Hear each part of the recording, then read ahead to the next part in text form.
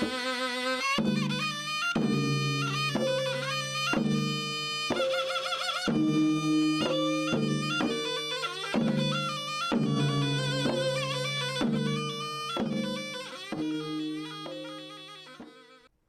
sejahtera Allah yang melampaui segala akal, kiranya memelihara hati dan pikiran saudara-saudari sekalian di dalam Yesus Kristus. Amin. Salam Bapak Ibu saudara-saudari yang terkasih, selamat bertemu kembali di channel YouTube ini. Firman Tuhan yang menjadi khotbah minggu tanggal 22 Oktober tahun 2023 tertulis di dalam kitab Yesaya pasal yang ke-45 ayat yang ke-1 sampai ayat yang ke-7. Demikian pembacaan firman Tuhan. Beginilah firman Tuhan. Inilah firmanku kepada orang yang kuurapi, kepada Kores yang tangan kanannya kupegang, supaya aku menundukkan bangsa-bangsa di depannya dan melucuti raja-raja, supaya aku membuka pintu-pintu di depannya dan supaya pintu-pintu gerbang tidak tinggal tertutup. Aku sendiri hendak berjalan di depanmu dan hendak meratakan gunung-gunung, hendak memecahkan pintu-pintu tembaga, dan hendak mematahkan palang-palang besi.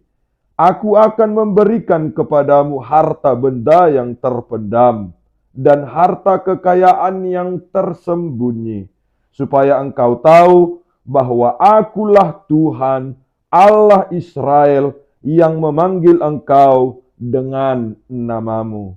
Oleh karena hambaku Yakub dan Israel pilihanku, maka aku memanggil engkau dengan namamu, menggelari engkau sekalipun engkau tidak mengenal aku.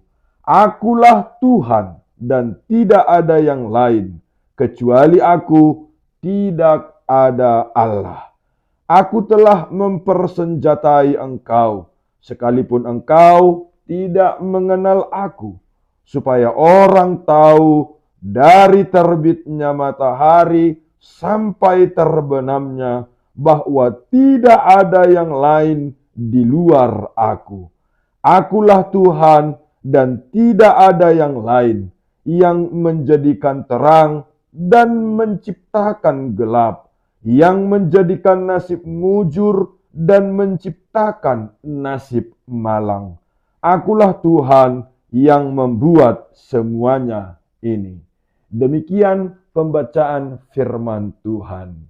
Berbahagialah setiap orang yang membaca dan mendengarkan firman Tuhan serta melakukannya dalam kehidupan setiap hari. Amin. Salam Bapak Ibu saudara-saudari yang terkasih di dalam Yesus. Pernahkah saudara ditolong oleh orang-orang yang saudara tidak kenal dalam hidup ini? Ada orang asing yang tidak dikenal, lalu datang menawarkan sebuah bantuan atau pertolongan tanpa saudara sendiri meminta pertolongannya, dan saudara bebas dari masalah atau luput dari maut.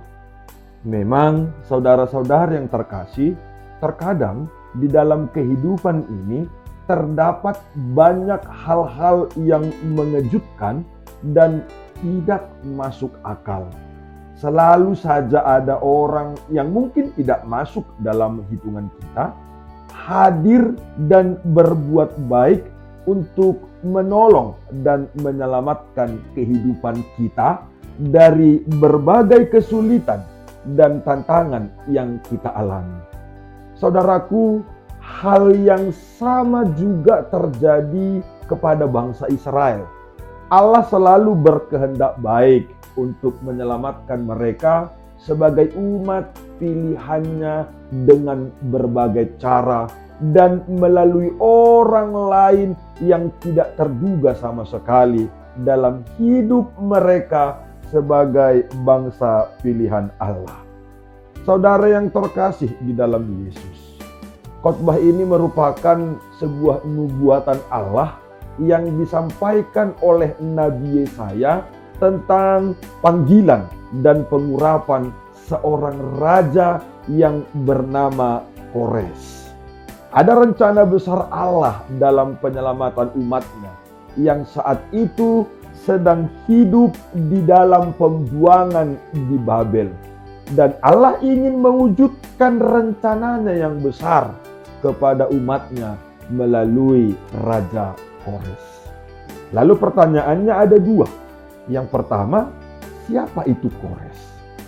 Kores adalah seorang raja Persia yang menguasai banyak wilayah, di antaranya Mesopotamia, Babilonia, Mesir, dan sebagian India. Kores bukan raja yang percaya kepada Allah Israel, tetapi dipakai oleh Tuhan untuk ikut ambil bagian dalam proses pemulihan bangsa Israel. Kores adalah cucu dari seorang raja Media, wilayah Iran, tetapi dibuang karena ramalan bahwa kelahirannya akan membawa kehancuran bagi kerajaan itu. Sekalipun dibuang, Kores berhasil bangkit dan memiliki sikap hati yang benar sehingga menjadi seorang raja yang besar, dan dia disebut sebagai Kores yang agung. Lalu pertanyaan yang kedua yaitu, mengapa Allah memilih Raja Kores, bukan pemimpin Israel? Ada apa dengan pemimpin dan umat Israel? Jawabannya, ada relasi yang terganggu. Bangsa Israel telah memberontak kepada Tuhan, baik pemimpin maupun umat Israel.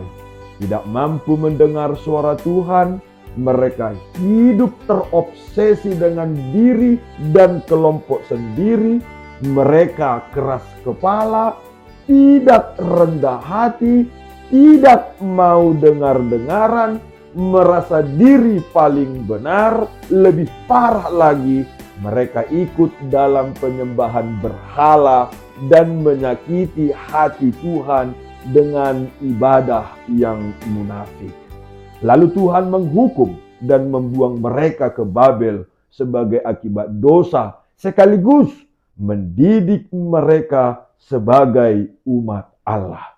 Namun cinta kasih Tuhan itu kekal adanya. Tuhan menghukum bangsa Israel karena kasih, agar mereka tidak binasa oleh dosa dan pelanggaran mereka sendiri. Itu sebabnya dengan kasih Allah yang kekal, Allah mau menyelamatkan umatnya. Dan untuk tujuan penyelamatan umatnya itulah Allah memakai Raja Kores. Melalui Raja Kores, Tuhan akan menundukkan bangsa-bangsa lain di hadapan bangsa Israel. Melalui Kores, Tuhan akan memberikan kemenangan yang besar kepada bangsa Israel. Saudara yang terkasih, yang menarik di sini adalah Kores merupakan seorang raja yang tidak mengenal dan menyembah Allah Israel. Tidak ada kebaikan dalam diri Kores yang menjadi dasar bagi Allah untuk memanggil dan mengurapi Kores. Walau Kores tidak mengenal dan menyembah Allah orang Israel, Allah memakai Kores untuk tujuan yang hendak Allah capai dengan umatnya. Dan pada ayat yang keempat sampai ayat yang ke-8 memperlihatkan dua hal mendasar mengapa Allah memanggil, menggerakkan, dan mempercayakan tugas yang besar ini kepada Raja Kores untuk memulangkan bangsa Israel ke negerinya sendiri. Yang pertama, karena Allah adalah Allah yang setia pada janji-janjinya. Allah telah mengikatkan diri sebagai Allah bagi bangsa Israel dan berjanji akan mengasihi Israel selaku umat pilihannya. Allah ingin memulihkan relasi dengan Israel karena perjanjian kasih karunia kepada Israel selaku umat pilihannya, seperti yang dijanjikan pada nenek moyang Israel, yaitu Abraham, Ishak, dan Yakub. Jadi Kores tidak dipanggil demi diri sendiri, tetapi demi Yakub atau Israel. Allah mampu dengan kuasanya memanggil, menggerakkan, dan mempercayakan tugas yang besar untuk memulangkan bangsa Israel ke negerinya. Melalui Kores, Tuhan bekerja dalam sejarah penyelamatan hidup Israel selaku umat Allah. Yang kedua, karena Allah adalah satu-satunya Tuhan yang berdaulat atas sejarah kehidupan manusia, segala bangsa, dan segala ciptaan. Tindakan Allah yang mengasihi dan menyelamatkan bangsa Israel melalui Raja Kores hendak membuktikan bahwa Allah adalah satu-satunya Tuhan yang tidak dapat dibandingkan dengan ilah-ilah lain di dunia ini. Kedaulatan Allah Israel ditegaskan pada ayat ke-6 dengan kata-kata, supaya orang tahu dari terbitnya matahari sampai terbenamnya bahwa tidak ada yang lain di luar aku. Akulah Tuhan dan tidak ada yang lain. Tuhan berdaulat atas hidup dan masa depan manusia dalam segala hal, baik itu untung ataupun mujur maupun malang, dan berdaulat pula atas alam semesta. Dengan demikian jelaslah bahwa bukan Kores yang hebat yang mampu menaklukkan Babel dan membawa bangsa Israel pulang ke tanah perjanjian, tapi di balik kekuasaan dan kejayaan Kores sesungguhnya nampak kasih Allah yang besar dan kedaulatan Allah yang sedang berlaku bagi umat pilihannya. Tuhan adalah Allah yang penuh kasih, yang menciptakan dan yang berdaulat atas segala sesuatu, yaitu manusia, dunia, dan isinya. Saudara yang terkasih di dalam Yesus, sangat mengejutkan dan bahkan tidak masuk di akal. Kenapa? Karena Kores, Raja Persia, bangsa penyembah berhala yang tidak mengenal Allah Israel, dipakai Tuhan untuk menyelamatkan umatnya. Tuhan sendiri yang memanggil, Tuhan sendiri yang mengurapi, dan Tuhan sendiri yang memimpin Kores untuk menaklukkan raja-raja dunia. Tuhan sendiri yang memastikan keberhasilan Kores. Padahal pengurapan dalam perjanjian lama ialah penugasan Tuhan kepada orang-orang pilihannya dari umatnya untuk jabatan tertentu. Hal ini menunjukkan bahwa Tuhan berdaulat dan berkuasa untuk memakai siapa saja. Sepasti kekuasaan Tuhan atas terang dan gelap, atas kemujuran dan malapetaka, dan atas seluruh alam semesta ini, demikian pula kekuasaannya atas Kores. Kores adalah alat di tangan Tuhan yang dipakai untuk kebesaran dan kemuliaan Tuhan. Jika kita lihat apa yang Tuhan nyatakan pada khotbah ini, maka kita akan belajar bahwa Tuhan bisa menggunakan, memakai siapa saja, walaupun itu orang-orang yang tidak seiman. Bahkan mungkin musuh kita, untuk menjadi alat di tangan Tuhan, untuk menyatakan kehendak Tuhan. Pertanyaannya adalah, apakah kita sudah merasa bahwa hidup kita sudah dipakai oleh Tuhan untuk sebuah tujuan? Saudara yang terkasih di dalam Yesus, melalui firman Tuhan ini, ada beberapa pesan penting bagi kita selaku orang-orang yang percaya. Yang pertama, perbuatan dosa dan pemberontakan kita kepada Allah berdampak pada terganggunya relasi kita dengan sesama dan dengan Allah. Maka kita membutuhkan keselamatan yang hanya datangnya dari Allah di dalam Yesus Kristus. Yang kedua, Allah punya otoritas yang mutlak untuk memakai siapa saja dalam kaitan dengan pemilihan relasi umatnya. Ada kebebasan mutlak Allah memakai orang-orang yang terkadang sulit kita duga, datang memperbaharui relasi kita, baik dengan sesama maupun dengan Allah yang telah retak. Allah tidak saja bekerja dalam kehidupan orang-orang yang mengenal Dia. Allah terkadang dapat bekerja dan melakukan hal-hal yang baik melalui orang-orang yang tidak mengenal dan tidak menyembah Dia, untuk mendatangkan sebuah tujuan yang baik bagi umat pilihannya dan untuk kemuliaan nama Tuhan belaka. Yang ketiga, Tuhan dapat memakai siapa saja sebagai alatnya, termasuk orang yang tidak pernah diperhitungkan sekalipun. Tuhan dapat memakainya untuk melaksanakan dan mencapai maksud Tuhan. Bersyukurlah saudara-saudariku, jika Tuhan memakai saudara dan saya untuk karya Allah. Mungkin kita akan bertanya, siapakah saya? Dapatkah Tuhan memakai saya untuk melaksanakan maksud dan rencana Tuhan tersebut?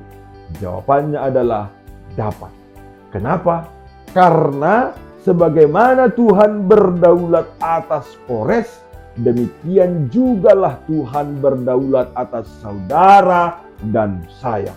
Bagaimanapun adanya kita, jika Tuhan mau memakai, maka Tuhan dapat memakai kita sebagai alatnya untuk melaksanakan maksud dan tujuan rencana Tuhan, yaitu tindakan penyelamatan bagi bangsa-bangsa di dunia ini. Pertanyaannya adalah, maukah saudara dipakai oleh Tuhan? Yang keempat, sampai hari ini Allah bekerja untuk menyatakan keselamatan bagi semua bangsa. Dan gerejanya adalah pengemban dari rencana penyelamatan Allah yang besar ini. Beritakanlah Injil kepada segala makhluk, mengingatkan gerejanya akan tugas yang Yesus percayakan. Apakah kita mau menanggapi panggilan Tuhan? Jika tidak, Allah mampu membangkitkan kores-kores akhir zaman ini untuk penggenapan rencana Tuhan. Tuhan Yesus memberkati. Amin. Mari kita berdoa. Bapa kami yang di surga, kami sadar bahwa Tuhanlah sumber keselamatan. Terima kasih Bapa di surga, bahwa Tuhan memakai kami menjadi alat Tuhan dalam kehidupan, dalam kenyataan pekerjaan kami, dalam kenyataan aktivitas kami, dan dalam segala langkah kehidupan kami. Pakai kami Tuhan, dan kami siap untuk Tuhan pakai. Berkati semua pendengar yang telah menerima kebenaran firman Tuhan ini. Secara khusus kami mau berdoa buat pendengar yang dalam keadaan sakit, penyakit, dan segala pergumulan. Kiranya dalam kuasa firman Tuhan, Tuhan nyatakan kesembuhan bagi mereka. Di dalam Yesus Kristus. Amin.